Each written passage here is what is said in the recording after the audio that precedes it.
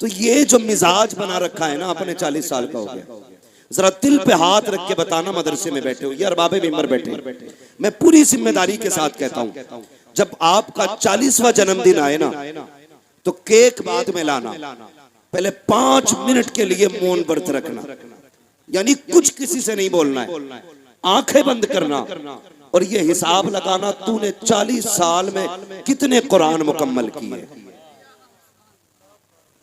समझ के जो मैं कहना चाह रहा हूं, 40 साल में तुमने कितने कुरान पढ़े हैं। अगर तूने 40 बार कुरान नहीं पढ़ा 40 साल में, तो लानत है तेरे जैसी जिंदगी। केक मत काट, अपना गला काट ले। तूने दुनिया में आने के बाद कुरान का हक अदा नहीं किया। तकलीफ होती है। हमारी कौम के 27 साल के जवान को 10-10 पोयम नहीं, 40-40 पोयम याद है इंग्लिश में, लेकिन कुरान की 40 सूरतें याद नहीं, 40 सूरतें याद नहीं। और कारी साहब किबला हर साल उमरा करने जा रहा, कह रहा उमरा मदीने में जाके बस वहीं पे 1 महीना रहना। ये फजीलत अपनी जगह है। मेरे नबी ने फरमाया, जिसने रमजान में उमरा किया गोया उसने मेरे साथ हज किया है। ये फजीलत अपनी जगह है, लेकिन मुझे बता तो सके, जाओ जाकर कभी हरम शरीफ में बैठना, जितने उमरा करने जाते हैं इनसे कभी दुआए कुनूत सुनो, सूरे फातिहा सुनो, सूरे इखलास सुनो। तकरीबन 90% इंडियन लोगों को 90% दुरुस्त तरीके से सूरे फातिहा पढ़ने नहीं आती है। और किस मुंह से हरम शरीफ में जाके बैठ जाते हो? कौन सा मुंह लेके जाते हो गुंबद खजरा के करीब? तुम्हें तो वो किताब तक नहीं आती जो किताब महबूब के सीने पे उतारी गई। तुम्हें वो कुरान नहीं आया जो इस उम्मत को तोहफे के तौर पे दिया गया। किस मुंह से जाते हो हरम शरीफ? अल्लाह अकबर। मैंने एक शायर को कहते सुना था, उसने कहा था, शर्मेसियां से नहीं सामने जाया जाता। ये भी क्या कम है तेरे शहर में हम आए हुए हैं। वो कौन सा अदब है जो तुम मदीने लेके जाता है? हैरत आनी चाहिए। काबे के आगे बैठना आसान है, हरम में जाना आसान है, लेकिन मजे की बात यह है अगर तुझे कुरान नहीं आता तो किस मुंह से जाता है वहां पर? अगर वहां जाना है 1 साल ना जाओ उम्रे करने के लिए, 1 साल मदरसे में वक्त दे दे, किसी कारी के आगे जाके बैठ जा, उससे 10 सूरतें याद कर ले, उसके बाद मदीने जा, गर्दन झुका के जा। कसम खा के कहता हूँ पलट के बाद में आएगा, जन्नत होने का परवाना तुझे पहले दे दिया जाएगा। नारे तकबीर, नारे रिसालत, उलमा अहले सुन्नत। अल्लाह भला करे मिंबर वालों का। जो सबसे बड़ा मुसाफा कर ले वो सबसे पक्का जन्नती। हमने दिमाग खराब कर दिया इस कौम का। पता चला ब्याज पे पैसे देता खड़ा हुआ 500-500 का नोट, तो मैं ही कह देता हूँ जिसे जन्नती देखना इसे देख ले। मेरे बाप की जन्नत है, ठेका है जन्नत का। जन्नत इतनी सस्ती होती ना तो सुनहरा कभी आंखें ना गवाती। हाँ, सोच समझ के सर्टिफिकेट दिया करो। जन्नती होने के मैयार हमने बना रखे। जिसे चाहेंगे जन्नती कहेंगे, जिसे चाहेंगे दोज़खी कहेंगे। ओ भाई होश के नाखून ले।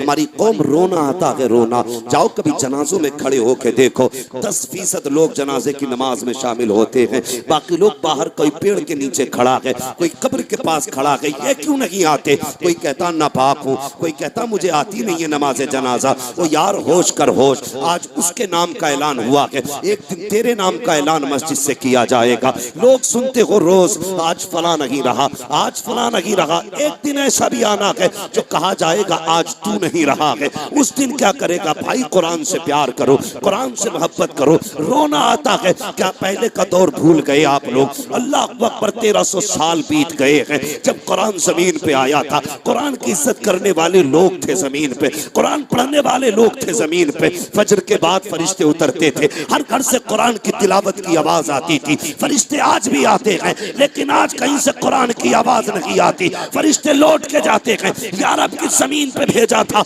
आज कोई कुरान पढ़ने वाला नहीं है। कुरान पढ़ने वाला उमर कब्र में लेटा है, कुरान पढ़ने वाला उस्मान कब्र में लेटा है, कुरान पढ़ने वाला अबू बकर अपने मज़ार में लेटा है। आज कुरान पढ़ने वाला कोई नहीं। किसी घर से नाटक की आवाज, किसी घर से गानों की आवाज। जैसे फरिश्ते आते हैं पैसे लौट जाया करते हैं। हाँ हाँ, तुम पे फर्क नहीं पड़ेगा, कोई असर नहीं होगा। जाओ, अगर कुरान को देखना है कभी मस्जिद में जाके देखो, वो फटे पारे, वो पोसीदा और रात कितनी आसूदगी के साथ जिंदगी अपनी मस्जिदों में गुजार रहे हैं। तुम्हें क्या लगता है मेरे नबी ने कहा था कुरान से प्यार करो, ये कब्र में साथी रखेगा, हश्र में साथी रखेगा। जब ये कब्र हश्र का साथी है तो ये बता तो सकी, जिस कुरान को मस्जिद में रखे हुए 10 साल बीत गए, आज कोई पढ़ने नहीं आया, क्या वो नहीं कहता होगा यार अब किस कौम में भेजा है? आज इनके पास अखबार पढ़ने का वक्त है, कुरान पढ़ने का वक्त नहीं है, टीवी देखने का वक्त है, कुरान देखने का वक्त नहीं है। अगर कुरान सिफारिश कर सकता है तो कुरान शिकायत भी कर सकता है। जाओ कभी मस्जिदों में जाकर के पुराने पारे लेके बैठा करो, अगर पढ़ना नहीं आता उन्हें चूम लिया करो, उन्हें सीने से लगाया करो। जब दुनिया छोड़ देगी तब कुरान हाथ पकड़ के तुझे जन्नत में दाखिल करा। हालात बिगड़ते जा रहे हैं हमारे। हमने कामयाबी का मैयार क्या बनाया? मुझसे भी कई लोग कह चुके मौलाना बेटे को इंग्लिश मीडियम में पढ़ा इंग्लिश मीडियम में। मैं एक दिन मैंने बहुत सोचा, मुफ्ती ताहिर साहब, बहुत दिमाग लगाया मैंने क्या करूं। मैं इस नतीजे पे पहुंचा, जिसने औलाद को दीन नहीं सिखाया उसने कुछ नहीं सिखाया। हाँ, जिसने दीन नहीं सिखाया उसने औलाद को कुछ नहीं सिखाया।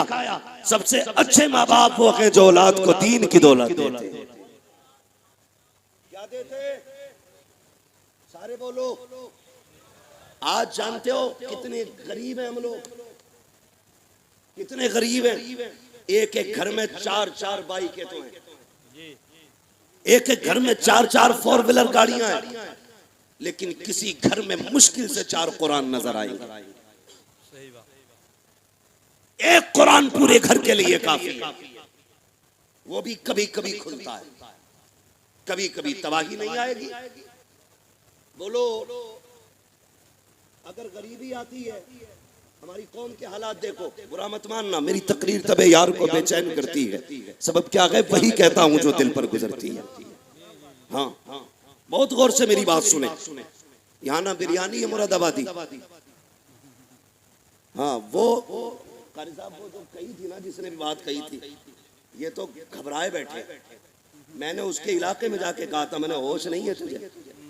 मैंने कहा तुम मुरादाबादियों को भौंक रहे हो।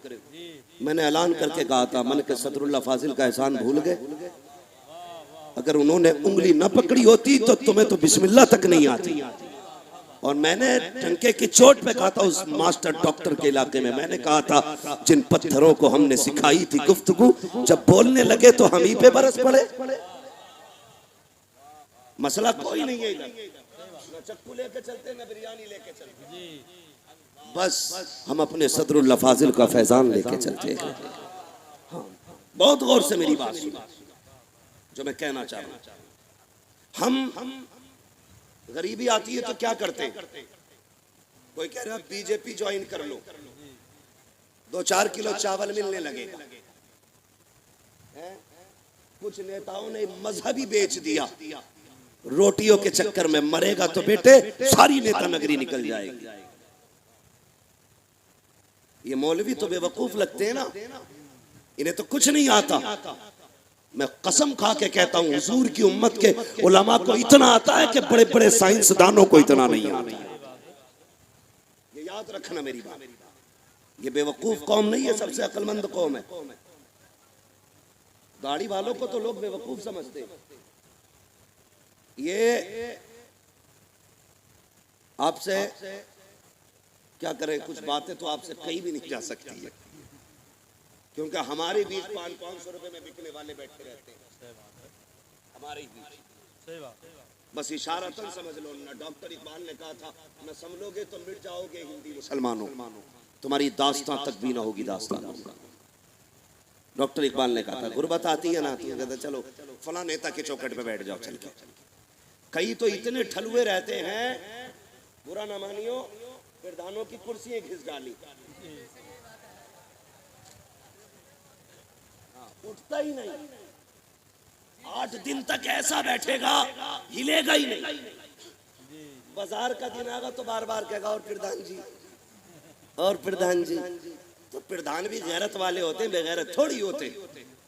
किसी दिन तो रहम आई जा, उसने 500 रुपए निकाले दे दिए कि कुछ ना यार बैठक में रौनक ही करे रहता है, इतना ही है ना। ये हमारी कौम के हालात हैं, बहुत गौर से सुनना, हंसो मत, रोना पड़ेगा। 8 दिन एक बैठक पे बैठे रहे। एक बात बताओ, दुनिया का अपना दस्तूर है, कितनी बड़ा सखी है, कितनी बार दे देगा? एक बार, फिर आ जाओ तो कहेगा ले। तीसरी बार देगा, कहेगा गैरत नहीं आती है, बार बार लेने चला आता ले। मतलब तीसरे ताने, तीसरी भीख पे ताना दे दे और जलील करेगा अलग। हम सोचे तो सही कितने बेवकूफ और कमाकल हम लोग हैं। हमने ये सोचा किसी अमीर के दरवाजे पे बैठो कूद देगा, तुमने उससे भीख मांगी जिसने दे के जलील किया। एक बात और याद रखना, अगर कोई तुम्हें एक बार रात में भी राशन दे देगा तो दिन में जब भी मिलोगे उससे चेहरा झुका के मिलोगे। ऐसे ही होता है कि नहीं? लोग कहते हैं ना, ये मशहूर है कि नहीं, जब मुंह खाता है तो आंख है कि नहीं? मुंह खाएगा आंख शर्माएगी। आप किसी से भी भीख मांगेंगे, मदद मांगेंगे, रात को जाइए तो दिन में शर्मिंदगी होगी। उसकी गली से गुजरेंगे तब आपको हया आएगी, सामने से आएगा तब आप शर्मा जाएंगे। तुम अपने रब को भूल गए, वो कितना करीम है, तुमने उसके आगे हाथ फैलाया। पहली बात तो दे ही नहीं सकता, अगर दे दे तो जलील करेगा, बार बार शर्मिंदा करेगा। तुम अपने रब के दरवाजे पे क्यों नहीं आए, उससे तुमने क्यों नहीं मांगा? हमने तो ये समझा था ना कि हमें तो सिर्फ ये दे सकते हैं। आते खुदा ने तुझे क्या नहीं दिया। फरमाया गया अगर तेरे घर में बरकती है, रोज मगरिब के बाद इशा से पहले सूरह वाक़या पढ़ लिया कर, तेरे घर में कभी गुर्बत नहीं आएगी। तुझ पे लोगों के कर्जे हैं, तेरे काम नहीं बन रहे हैं। रोज फजर के बाद सूरह यासीन पढ़ लिया कर, तेरे दिन भर के काम अल्लाह के जिम्मे हो जाएंगे। और तुझसे किसने कह दिया कुरान सिर्फ चुड़ैले उतारने के लिए है, भूत भगाने के लिए है, मैयतों के लिए है, मुर्दों के लिए है? नहीं, खुदा की कसम, कुरान सिर्फ मुर्दों के लिए नहीं, कुरान जिंदों के लिए आया था। कुरान साहब का हयात बन के आया था, कुरान जीने का सलीका देने आया था। तुझे पता है कुरान क्या है? सुन, आ कुरान के पास। फ्रिज कैसे बनेगा ये कुरान बताएगा, इंजीनियर कैसे बनते हैं ये कुरान बताएगा, गैस कैसे तैयार होगी ये कुरान बताएगा, इलाज कैसे होना है ये कुरान बताएगा, और सुन, मुर्दों को कैसे जिंदा करना है ये भी कुरान बताएगा। नारे तकबीर, नारे रिसालत, उलमा अहले सुन्नत। कब्र में ये नहीं पूछा जाएगा कितनी पोया में आती थी, है ना? आज तो जिसने 4 बंगले बना लिए फट गया, और इतना बुरा फटा के 40 डोल नहीं 80 डोल मोहल्ले से पानी निकाल दो फिर भी पाक नहीं।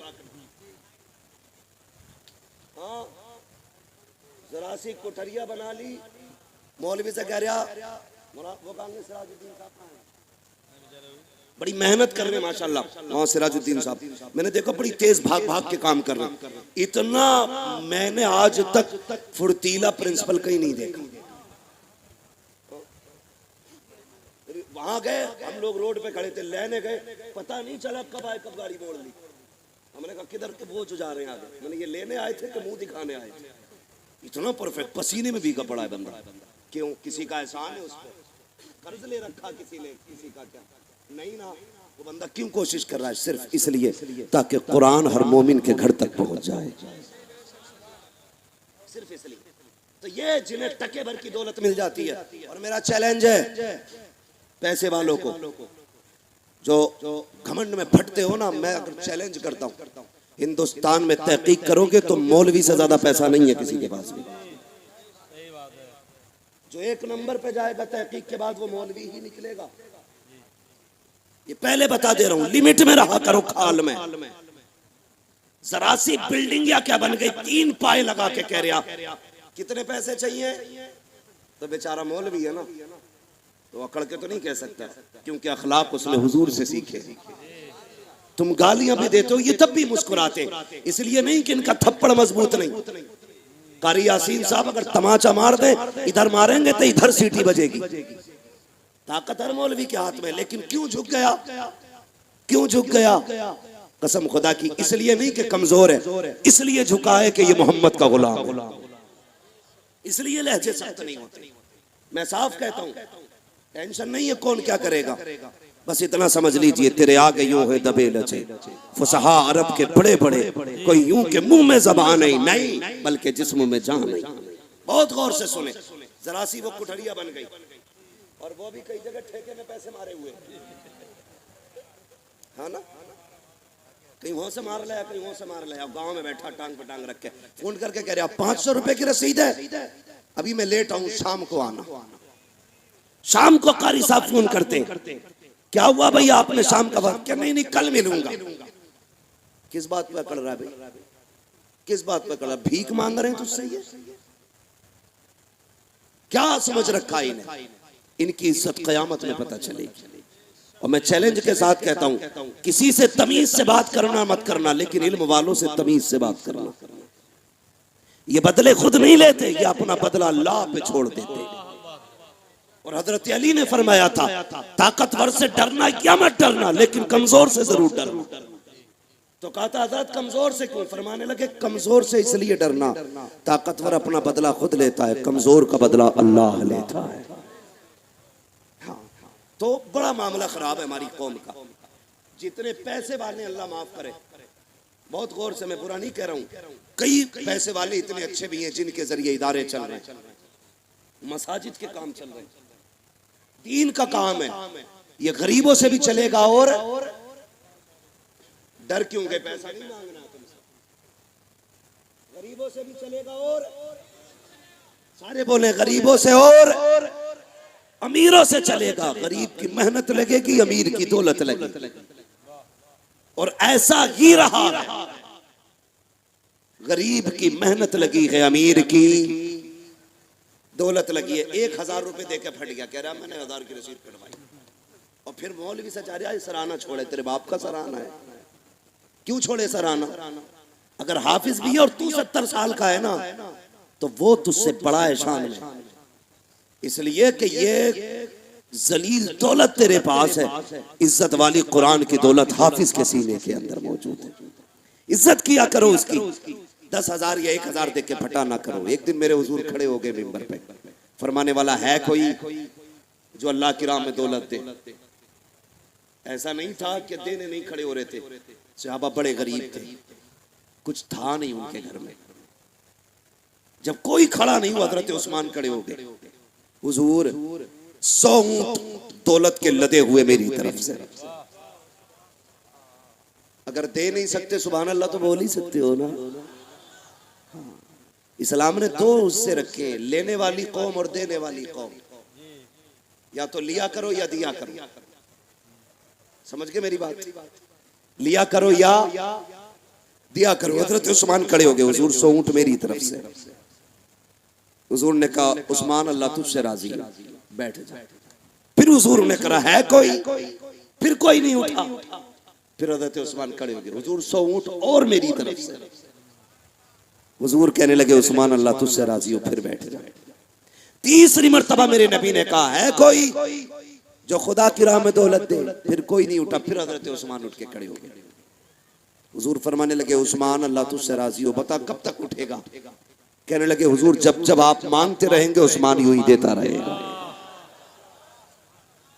किसी ने कहा उस्मान आप क्यों बार बार उठते थे? कहने लगे मैं इसलिए उठता था कि हुजूर की बोली खाली चली जाए, ये उस्मान को गवारा नहीं होता था। ये है हुजूर के चाहने वाले। और ये थोड़ी फोन करके कह रहे आके ले जाओ, आ जाना जुमेरात के दिन, अभी पैसा नहीं है, वक्त नहीं, दौलत संभाल के रखा करो। अगर तेरा लहजा मौलवी के आगे ऊंचा हो गया, होश में बात करना, होश में। अगर अल्लाह नाराज हो गया, कितनी भी दौलत तेरे पास है, आईसीयू में डाल करके तेरे मुंह पे ऑक्सीजन का छींका लगाएगा और तुझे तेरी औकात याद दिलाएगा। उस वक्त तेरे मुंह पे ऑक्सीजन लगी होगी, तेरा जगह भी आएगा, तेरे चचेरे भी तुझे देखने आएंगे, लेकिन तू किसी से बात नहीं कर सकता होगा, अपनी मर्जी के मुताबिक मांग नहीं सकता, बोल नहीं सकता, सकता, सिर्फ रोएगा रोएगा।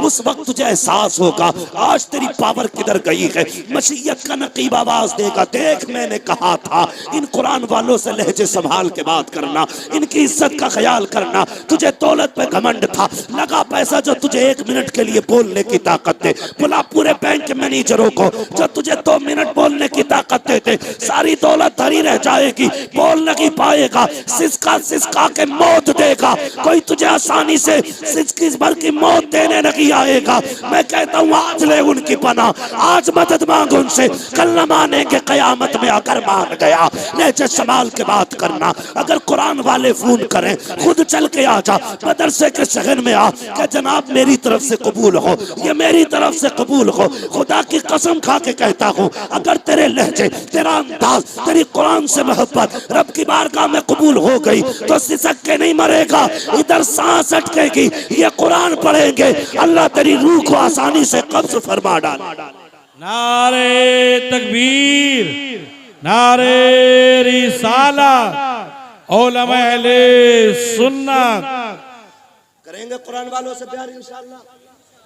चंदा देने के लिए मौलवी के आने का इंतजार करेंगे, खुद चल के दिया करो। और कई लोग ये कहते बच गया, मेरी रसीद बच गई। कई ऐसे लोग होते, देखो बुरा ना मानना, बात सच्ची है। मैं मुआशरे में ही रहता हूँ, मैं आसमान से नहीं आता हूँ तकरीर करने, इसी समाज के बीच रहता हूँ। कई लोग ना मौलवी को हाथ देखते रास्ता बदल देते हैं। रसीद है इसके हाथ में, रसीद है इसके हाथ में, अल्लाह के घर में नहीं देगा। वो एक फोड़ा निकालता कमर में, एक फोड़ा, पता चला 11 लाख लग गए। फिर कह रहा मौलवी साहब दुआ करियो, 11 लाख लग गए। बस ये दुआ करियो चाहे दौलत में आग लग जा, लल्ला बच जा। ये ले बाद में आया ये भाई, तुमने देखा ना गरीब कितने सस्ते मर जाते। बुखार आया, झटका लगा, गरीब था, खत्म हो गया। और कंजूस अमीर कैसे मरते, खांसी आई, टीवी बन गई।